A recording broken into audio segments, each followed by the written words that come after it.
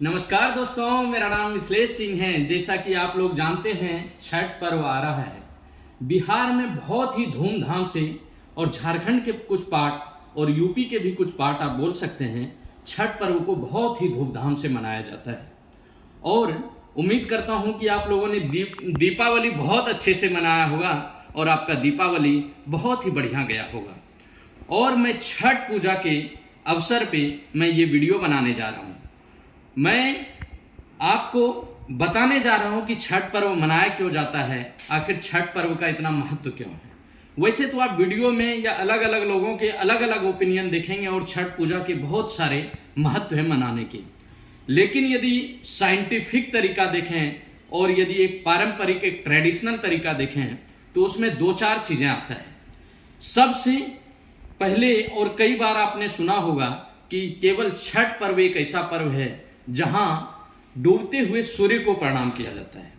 हालांकि यहां उगते हुए सूर्य को भी प्रणाम किया जाता है, उगते हुए सूर्य को भी जल का अर्पण किया जाता है और दूध का अर्पण किया जाता है, और जो सूर्य अस्त होते हैं उनको भी जो जल और दूध का अर्पण किया जाता है और बहुत धूमधाम से मनाया जाता है। अलग अलग जो लोकगीत हैं वो गाए जाते हैं और जो भी है क्षेत्रीय के हिसाब से, अलग अलग क्षेत्र के हिसाब से बहुत धूमधाम से इसको मनाया जाता है।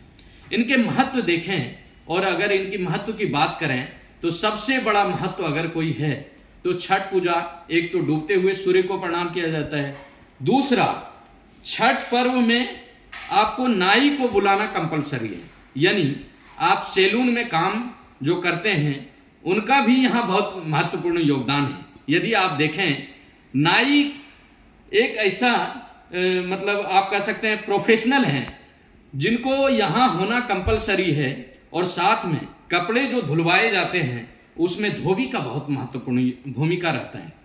और उसके बाद ये जो उनका ये जो सूप बोलते हैं, कई जगह सूपड़ा बोलते हैं, कई जगह डाला बोलते हैं, कई जगह डलिया बोलते हैं, ये जो बर्तन जो पूजा में यूज किए जाते हैं ये बनाया जाता है महादलितों के द्वारा, और ये बर्तन आपको उनसे ही लेना पड़ेगा और कपड़े आपको धोबी से ही धुलवाना पड़ेगा और नाखून और बाल आपको नाई से ही कटवाना पड़ेगा। ये विचार हमारे पूर्वजों के दिया हुआ है, ये हमारे पूर्वजों ने दिया है। और जो उनसे जो प्रसाद होते हैं आपस में सबको बांटने भी पड़ेंगे, उनके दक्षिणा भी देने पड़ेंगे। और सबसे बड़ी बात, कई लोग बोलते हैं इसमें पंडित का जरूरत ही नहीं पड़ता है। पंडित आप बहुत कम देखेंगे, लेकिन समाज के विभिन्न वर्ग जो हैं, जैसे नाई हो गया, धोबी हो गया, इनको उसमें जो है एक ऐसे प्रोफेशनल का दर्जा दिया गया है जो कि इनके बिना शुद्ध नहीं होगा, इनके बिना पूजा का संपन्न नहीं माना जाएगा। ये मैं ऐसे नहीं बोल रहा हूं मित्रों, आप चाहें तो किसी से पूछ सकते हैं, जो आपके बिहार के कोई फ्रेंड हो तो उनसे पूछ सकते हैं। मैंने तो ऑब्जर्व किया, मैं जब छोटा था मैं बिहार में जाता था, जब डलिया या डाला या सूप या सुपड़ा लेने के लिए जब जाता था, जो बर्तन होते हैं तो वहां देखते थे जो महादलित हैं उनके यहाँ बर्तन जो है उसमें कई बार देखते थे जूठन पड़ा हुआ है, कई बार बर्तन यहाँ पड़ा है वहां पड़ा है, लेकिन इसमें ऐसा होता था कि उनका सारा गलती माफ है। लेकिन हमारे घर जब आते हैं, जब पूजा पाठ करते हैं तो हमें बहुत ही सावधानी रखनी पड़ती है।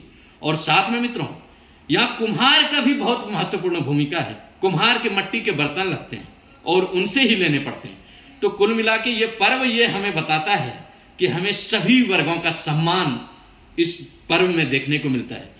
लोग बेसिकली इसको जोड़ देते हैं कि डूबते हुए सूर्य को प्रणाम करता है, डूबते हुए सूर्य को प्रणाम करता है, ठीक है, वो तो कोई डिनाई नहीं कर सकता है। छठ पूजा में डूबते हुए सूर्य को प्रणाम करता है और उगते हुए सूर्य को भी प्रणाम करता है, लेकिन इसमें समाज के विभिन्न वर्गों का योगदान होता है। समाज के सभी वर्ग को इसमें आप कहें पैसे देने पड़ते हैं, उनके दक्षिणा देने पड़ते हैं, उनके जो प्रोफेशनल फीस हैं वो देने पड़ते हैं।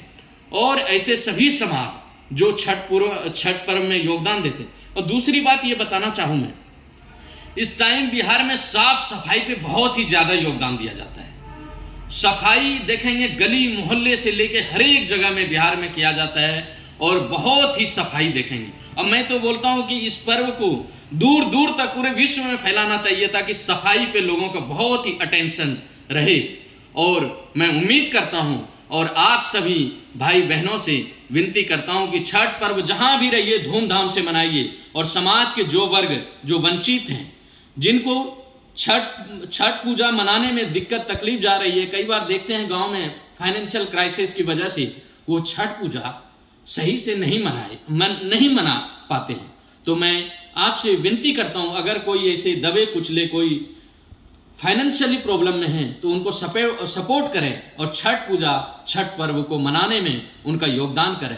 आपका छोटा सा प्रयास उनके जीवन को सफल बनाएंगे। और मेरे मित्रों, कैसा लगे ये वीडियो जरूर बताएं। और समाज के जितने भी वर्ग है, ये पर्व अपने आप में प्रूव करता है कि समाज का चाहे नाई वर्ग हो, चाहे वो वॉशरमैन धोबी वर्ग हो, चाहे वो कुम्हार वर्ग हो, सब हमारे समाज यदि सनातन धर्म का देखें तो एक पिलर है। और मजेदार की बात देखें, जब दूध की बात करें तो इसमें भी यादव समाज और घी का बहुत महत्वपूर्ण भूमिका है। यदि इसमें देखें तो ये एक ऐसा पर्व है जिसमें सारे समाज को बताया गया कि एक पिलर है, और यदि एक पिलर उस समाज से हटा दें तो वो कोई काम का नहीं रह जाता है। और मैं उम्मीद करता हूं ये चीजें समझेंगे। आज देखते हैं अलग अलग जाति की राजनीति अलग अलग चीजें करते हैं और बहुत ही नीच पॉलिटिक्स होते हुए जा रहा है। मैं उस पर डिस्कस करना नहीं चाहूंगा, लेकिन आप इतना मानिए समाज के हर एक वर्ग का बहुत महत्वपूर्ण योगदान है। और आप सभी मिलकर छठ पूजा मनाइए। और सभी जो हमारे माता है, जो हमारे बहन है, जो छठ पूजा करते हैं, उन सभी माताओं को मेरा प्रणाम। और मैं उन माताओं से बोलता हूं, हमें आशीर्वाद दीजिए कि हम जीवन में बहुत आगे निकलें और हम भी आपके छठ पर्व में योगदान दे सकें। मैं तो अभी अहमदाबाद गुजरात में हूं, अब बहुत खुश हूं। और मैंने सोचा था बिहार आएंगे इस बार, लेकिन नहीं आ पाया। हमें बहुत अफसोस भी होता है, इस चीज का बहुत अफसोस होता है। मेरे मित्रों, आप सभी को जैसा लगा ये वीडियो एक बार जरूर बताएं। Thank you so much.